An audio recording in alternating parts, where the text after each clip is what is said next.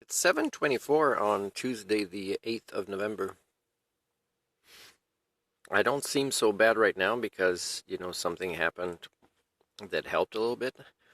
But today was a pretty serious day of species alienation. It was pretty ridiculous living among so many interactions that show, drug addicted, mentally ill, subhuman patterns.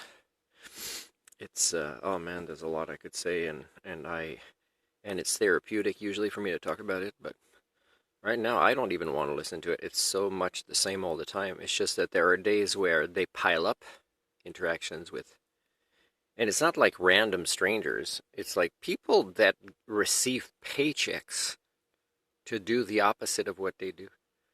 It's whoo-hoo-wee. So got this from the food bank yesterday. I decided, you know what? Screw it. I'm eating only the top, not the bottom part, because today I felt a particular way, and I happened to be in a pharmacy, so I go check my blood pressure, and yeah, it was high. And a couple of weeks ago, it was like normal a few times. It was good. But, with trying to save money to try to catch up to the monetary paradigm when everybody, including people that are in helper mode of people below the average scale of income in this society, they pull it towards them. They belong to cultures where, I mean, they're not even aware how much they create poverty in other people's lives. It's unconscious.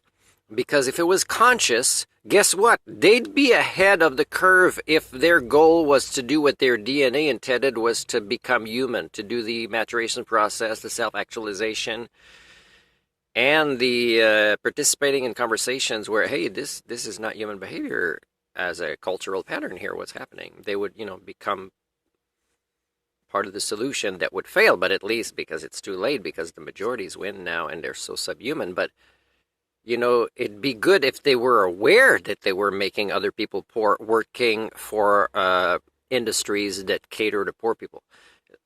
Because if they were doing it on purpose, that would be a higher form of awareness towards the problem solving, towards humanity, community, family, sentience and sapience, dare I say, for our species.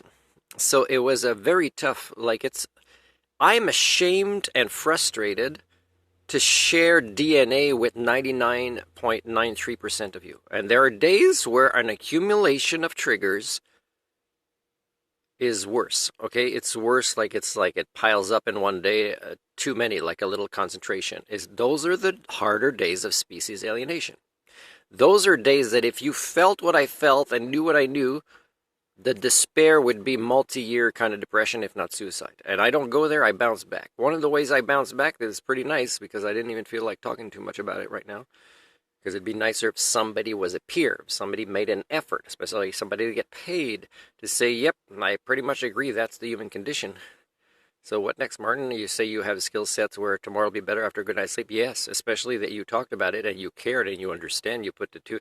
Because if you don't want to realize, as a counselor or psychiatrist or whatever, that this is the accurate human condition we're all a part of, if you don't want to realize that, if you become defensive about it, you're not ready for this reality yet, then you shouldn't be in your profession. You accelerate the process. I've told this before.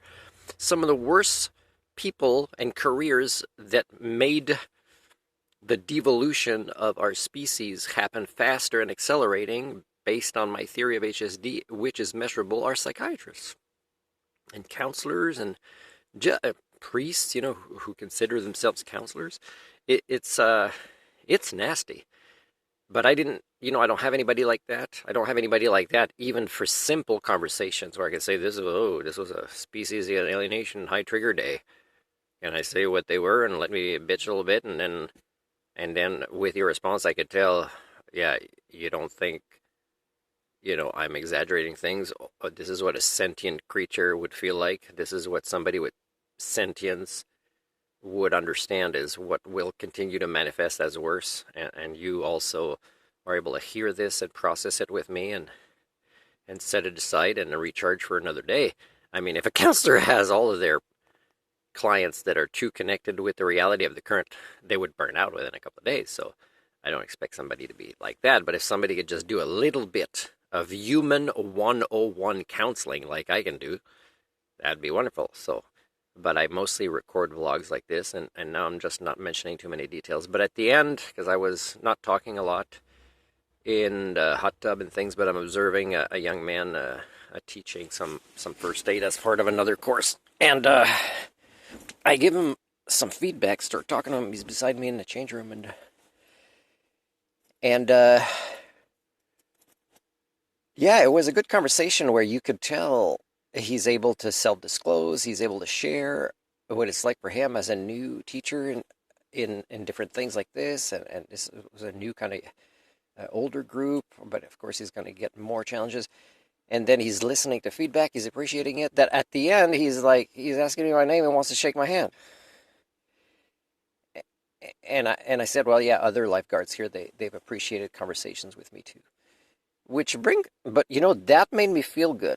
And of course, it's not that he approached me, I started talking to him because I observed when I was quiet and going through my processing of all my triggers. And I created this scenario. I didn't plan that scenario, I was just being me, and it manifested into this scenario where being able to still reference what's happening around me watching this kid, I gave him very good feedback and praise. And then empowered him, and then he wanted to learn more, talk more, and then appreciated the wisdom. And at fairly complex levels, like more than probably the people that gave him his training. So that was good. And so that's a good feeling. But and there's been a few people that have found me interesting here, and they're starting to say, what, you're about to leave? You're planning to leave soon? This might be the last time I see you? Oh, no. This always frickin' happens. There are people who enjoy some of the conversations, although, there is always their own shields that they have. Or protection, let's say you can't find out too much about them because they're, they don't have a counselor in their life either, and it's like some things are still very fresh wounds from 20 years ago or something. And but they're going to miss me. And then what I'm thinking is, oh, sure, don't say it, but I've been here 5 freaking months. You didn't even say you enjoy my company or the conversations. You didn't ask me to go for coffee with you or whatever. And then what? I'm supposed to change my mind? No, I'm leaving because even the people that enjoy my company can't even say or spend time with me. It's that simple, people. Yeah, but I gotta say, this pool is dirty today too, and it's so different. And the same amount of money from the Nelson pool comes in, except Nelson, the lifeguards are lifeguarding. And I'm not saying the ones here, I don't enjoy conversations with them, but I would never be able to have a conversation like that in Nelson because they've got a job to do. And the cleaning staff are awesome over there that I've seen in Nelson. But I didn't find the people there as easily able to, the clients, the patrons, as easily able to partake in conversations with. That it's 2 groups not to go conversations with. It's clean, it's a nicer facility, but, I'm still a social creature. But a lot of the conversations I'm overhearing are just, what I'm seeing today is just the kind of redneckism that is just sad and frustrating to share. It's just so embarrassing. If extraterrestrial comes, it's yeah, no, I don't know these guys. Dude, you're you got the same DNA. Here's a picture with you and some of them. No, I don't know these guys. Let's just go somewhere else. It's so freaking embarrassing to know you as a species. Anyways, so thank you very much for this young man and being able to show the appreciation that he had in our conversation. Of course, it felt good. I kind of wanted to continue, but the thing is it's not just about bringing my batteries all the way to 100 with him. He's got other things to do. And I did say other lifeguards enjoy talking to me, and if he, some of them have access to my email if they want. So, and one of the guys that works at a store that's enjoyed conversations with me. Oh my God, I got to tell you about this. Oh my God, remember the story? Remember the story of the blonde kid from the Mariah Carey movie from my recent vlogs? This guy actually looks like him, let's say 10 years later. So I said, okay, go watch this. And then I met like some of his staff at the store there are listening, and it's like if any of them decide to go see this, they are in. The way I set up this joke is they are in for like you don't need to take drugs. Okay, it's going to be freaking hilarious. It's going to be a natural mind using imagination creation. I put various cues in their heads. If they decide to go see this, go on Netflix, which many of them have, or a friend would have, and say, hey, let's go see something. I want to check about this kid's hat going on and off, and if he looks like my boss or whatever. It would be so freaking hilarious for them if but will they do this for themselves? Will they understand the concept of the medicine of laughter and the efforts I made for them using my own imagination and passing it on to make their night finish with laughter that shakes their body, that heals their organs? So I'm telling you, like this joke, this joke from like doing this thing in Japan. I guess I've been working it a lot lately, and it's been good medicine for me. I would like to be a fly, Motsquin, on the wall if any of them see this, including this guy, which I think if he ever, like, he finally asked me my email, and if he ever, like, contacts me, say, did you look at this? And he might not, and I'll remind him, and if he does, it's like, oh man, I want to hear from him, because really that kid kind of looks like him, and would be about maybe this age now, and it's really funny with some of the other things we talked about, including some of the staff at the store. They would find it hilarious. They wouldn't stop talking about it. I was leaving there and I was thinking of another new joke. Oh my God, my skill sets allowed me to get out of this despair pretty quickly, because it was pretty despair day the latter part of the day. Variety of human thinking tools and different types of intelligence.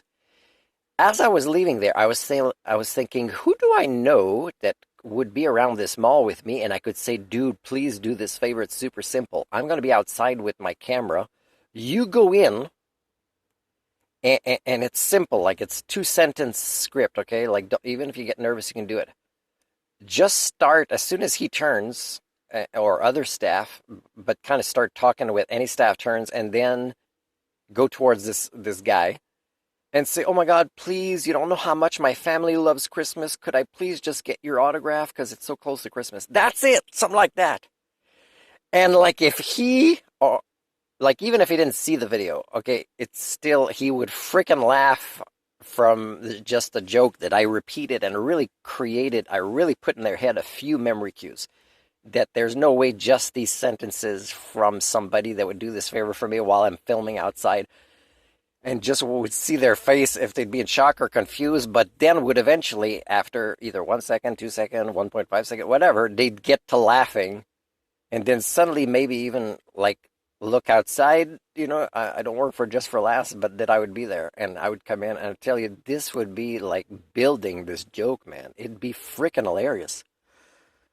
Is the next step. I become famous, and then my publicist contacts Mariah Carey, and I bring him. I say, remember this guy? He's been in counseling for freaking, 10 years. The only reason he hasn't committed suicide is he's the one that got to hold your hand at the finished product. That'd be hilarious. Anyways, okay, I'm going to watch a show now like Star Trek, which I've been watching again, The Next Generation.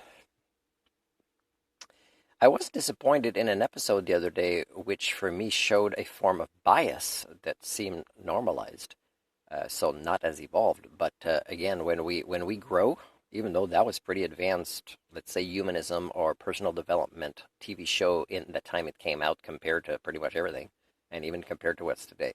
That's why a lot of people watch it. They can't necessarily define what it is about it that's better than what we have today, but it's related to becoming a matured human, for example, or what a stabilized civilization or society would kind of function like. And for me, it's a form of medicine too. So I'll watch a little bit of this. But thank you very much for the 0 listeners that I have that will write 0 comments. And please don't put like. You're going to confuse me. and don't subscribe. I'm going to think that I started a third YouTube account just to subscribe or to put a notification to myself. I'm not getting these new notifications. What the hell? Oh, yeah. I wanted to see what that was like. So I posted something on my other YouTube, and now I'm like, oh my God, I'm so famous with myself that maybe I am going to develop the first personality disorder to be obsessed or addicted to one's own media.